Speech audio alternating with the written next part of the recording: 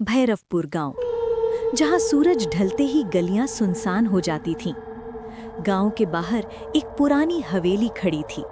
टूटी खिड़कियां, जंग लगे दरवाजे और ऐसी खामोशी जैसे ये जगह सांस ले रही हो। गांव वाले कहते थे यहाँ कोई दिखाई नहीं देता, लेकिन रात के सन्नाटे में कदमों की आहट जरूर सुनाई देती है। रीना शहर से पढ़ाई करके गांव घूमने आई थी। वो इन बातों पर हंसती थी। उसे लगता था डर सिर्फ दिमाग का वहम है। हिम्मत दिखाने के लिए एक शाम रीना अकेली उस पुरानी हवेली के अंदर चली गई। टॉर्च की हल्की रोशनी पुरानी दीवारों पर पड़ी और अजीब सी परछाइयां हिलने लगी। रीना अचानक रुक गई। दीवार पर उसकी परछाई के अलावा एक और परछाई भी हिल रही थी। उसने पीछे मुड़कर देखा, वहां कोई नहीं था, लेकिन उसी पल उसके कानों में एक धीमी सी आवाज गूंजी। रीना घबराकर हवेली से बाहर भागी। उसका दिल तेज तेज धड़क रहा था। उसे यकीन था वो आवाज सिर्फ उसका वहम नहीं थी। बाहर खड़े उसके दोस्त हंसने लगे। किसी ने कहा, क्या हुआ बहादुर, अंदर भूत मिल गया क्या? रीना कुछ बोल नहीं पाई, बस बार बार पीछे देखती रही। उस रात के बाद रीना के साथ अजीब घटनाएं शुरू हो गईं। कभी रात में उसके कमरे में किसी के चलने की आवाज आती, कभी शीशे में उसे अपने पीछे एक धुंधली सी परछाई दिखती, लेकिन पलटते ही कमरा खाली होता।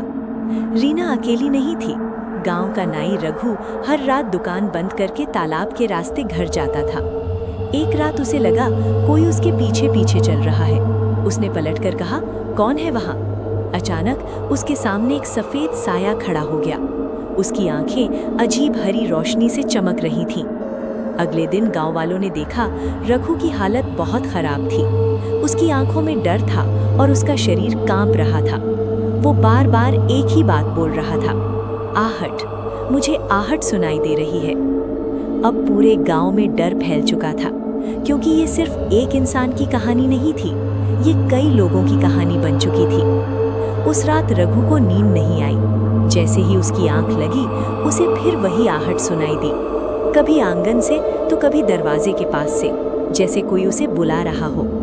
रघु की सांसें तेज हो गई। वो उठ खड़ा हुआ, लेकिन हिम्मत होते हुए भी दरवाजा खोल नहीं पाया, क्योंकि इस बार आहट बिल्कुल दरवाजे के पीछे थी। गांव में अब रात और दिन का फर्क खत्म हो चुका था।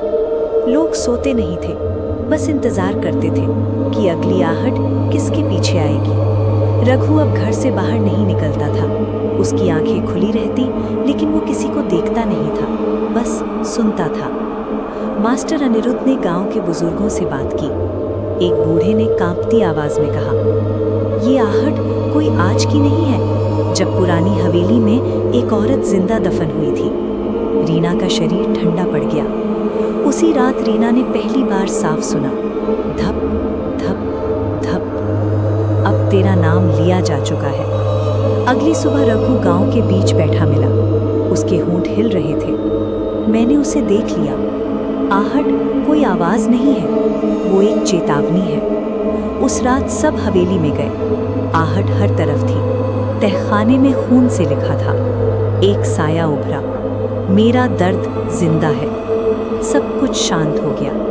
आहट जगह नहीं बदलती, बस इंसान बदलती है।